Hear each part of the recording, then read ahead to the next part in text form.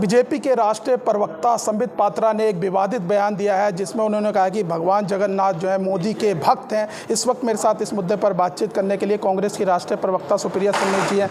Ma'am, जब ये विवाद बढ़ा, बवाल बढ़ा, उसके बाद उन्होंने माफ़ी मांग ली है, पश्चाताप किया है, 3 दिन का उपवास रखेंगे, कैसे देखते हैं? तो हम क्या करें?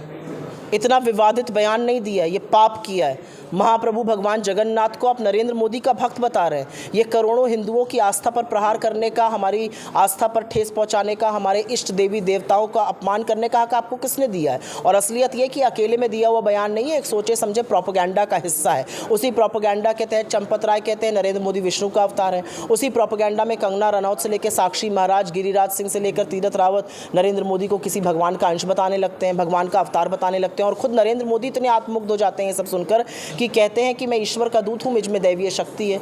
अरे अगर इतनी दैवीय शक्ति थी तो 45 साल में सबसे ज़्यादा बेरोजगारी पर क्यों नहीं बोलते हैं, महंगाई पर क्यों नहीं बोलते हैं, आर्थिक समानता पर क्यों नहीं बोलते हैं, महिला सुरक्षा पर क्यों नहीं बोलते हैं, किसान की बदहाली पर क्यों चुप रहते हैं, मजदूरों को इतना मजबूर क्यों बनाया, लोगों को इतना हाशिए पे क्यों किया? आपकी जो रंगी पुती छवि थी उससे रंग जा चुका है। ये प्रोपेगेंडा का हिस्सा है। ऐसा ही प्रोपेगेंडा हिटलर भी करता था, ऐसा ही प्रोपेगेंडा किम जोंग भी करते हैं। लोकसभा का चुनाव है, ऐसे बीच में धार्मिक बयान देने के पीछे क्या मंशा लगती है? प्रोपेगेंडा का हिस्सा है, क्योंकि हर चीज़ जो ध्वस्त हो चुकी है। 18वीं लोकसभा के चुनाव के बाद नरेंद्र मोदी का वजूद नहीं रहेगा, नरेंद्र मोदी का राजनीतिक वजूद खत्म हो जाएगा।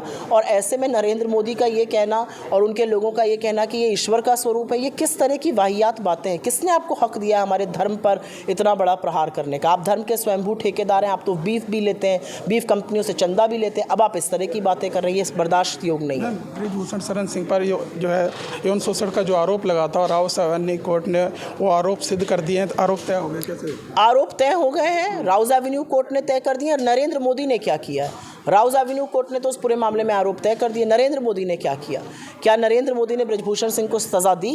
क्या अमित शाह ने सज़ा दी? ब्रिजभूषण के लड़के को ही तो टिकट दिया। ब्रिजभूषण तो डंके की चोट पे कहते हैं मुझे टिकट दिया, मेरे लड़के को दे, एक ही बात है, कोई दिक्कत की बात नहीं है, दबदबा कायम रहेगा।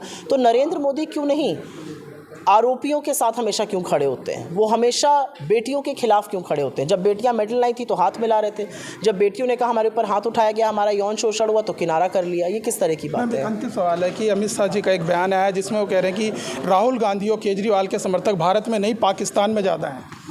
अमित शाह के वाहियात बयानों का जो जवाब है ना, वो जनता दे देगी। जिस देश की जनता को आप पाकिस्तानी बता रहे हैं, जिस देश की जनता के खिलाफ आप षड्यंत्र रच रहे हैं, जिस देश की जनता को आप अपमानित कर रहे हैं, वही जनता आपका डिब्बा गोल करने वाली है।